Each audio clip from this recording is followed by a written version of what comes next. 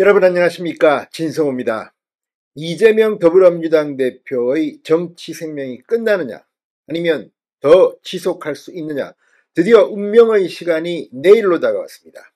지금 이재명의 민주당은 겉으로는 말은 안 하지만 이재명의 유죄 판결이 나온 뒤 벌어질 대역풍에 대해서 전전긍긍하고 있는 것으로 보입니다.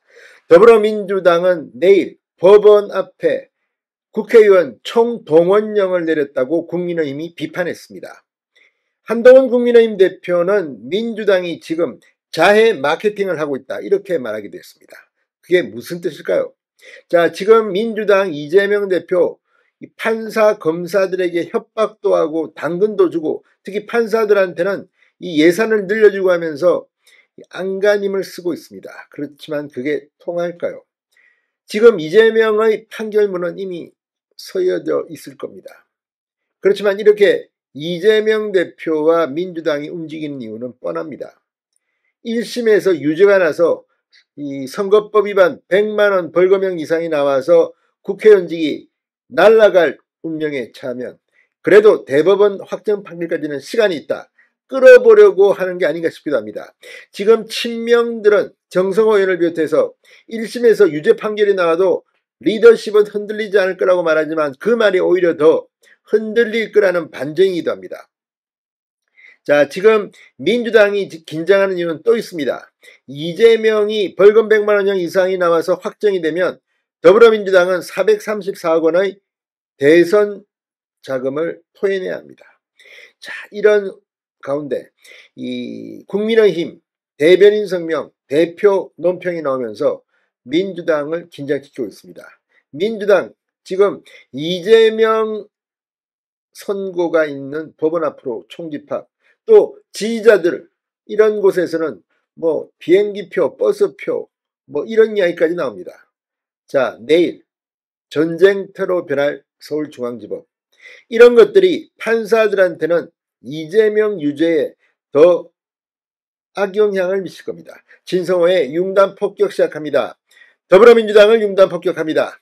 국민의힘이 이재명 대표의 선거법 위반 혐의 판결이 하루 앞으로 다가온 오늘 민주당 지도부는 선고 당일 법원 인근에서 당 소속 의원 전원에게 소집령을 내린다고 한다. 말 그대로 집단행동을 강요하고 있다고 질타했습니다.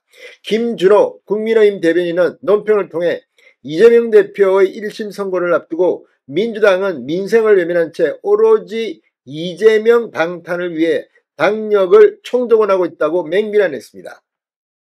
이어 원외 친명 조직도 선고 당일 법원 인근에서 대규모 시위를 예고하고 있다.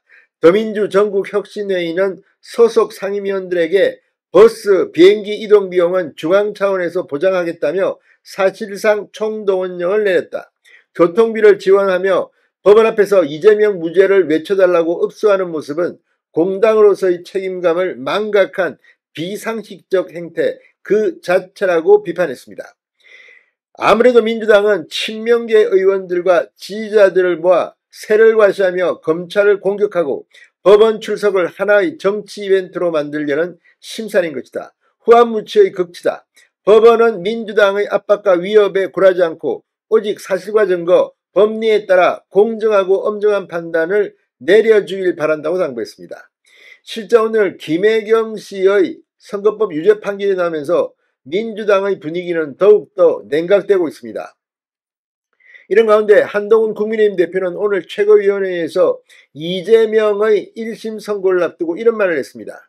민주당이 당선 무효형이 나오면 민주당이 공중분해될 것이라는 자해 마케팅을 하고 있다, 이렇게 비판했습니다. 지금 이 선거가 다가오면서 이재명 본인의 피선거권 박탈과 함께 민주당이 434억 원의 대통령 선거 비용을 토해내야 한다, 선관위에 토해내야 한다는 점에 착안해서 지금 계속해서 이 434억 원 이야기가 나오고 있습니다. 민주당 당사가 지금 340억 원 정도의 가치가 있다는데 당사를 매물로 내놔야 한다는 말까지 나오고 있습니다. 그러자 엄살을 피우는 모양입니다. 자, 한동훈 대표는 오늘 이런 말을 했습니다. 이 434억 원을 반환해도 민주당에 500억 원 가까이 자산이 남는다는 분석이 있다. 당선 무효형이 나와도 공중분해 안 된다. 민주당의 그런 자해 마케팅은 안 통한다고 비판했습니다. 자, 이재명 대표 이번 대선 과정에서 했던 허위사실 유포 의혹입니다. 특히 2021년 가을 국정감사에서 박근혜의 국토교통부가 백현동 부지용도 변경을 안 하면 직무유기로 문책 삼겠다고 협박해 어쩔 수 없이 응했다. 이 말입니다. 이 말이 허위사실일 가능성이 높습니다. 이거 하나만 가지고도 벌금 100만 원형은 나온다. 또 김문기 전 성남도시개발공사 개발 1차장을 몰랐다. 이건 역시 마찬가지입니다. 자, 이제 이재명에게 징역 2년형을 구형한 검찰. 절반만 한다면 징역 1년형인데 되게 선거법으로 징역 사는 사람은 그렇게 많지는 않습니다. 벌금 500만 원 이야기도 나옵니다. 이재명의 정치 생명은 내일 어떻게 될까요? 진성호의 융단 폭격이었습니다. 여러분 감사합니다.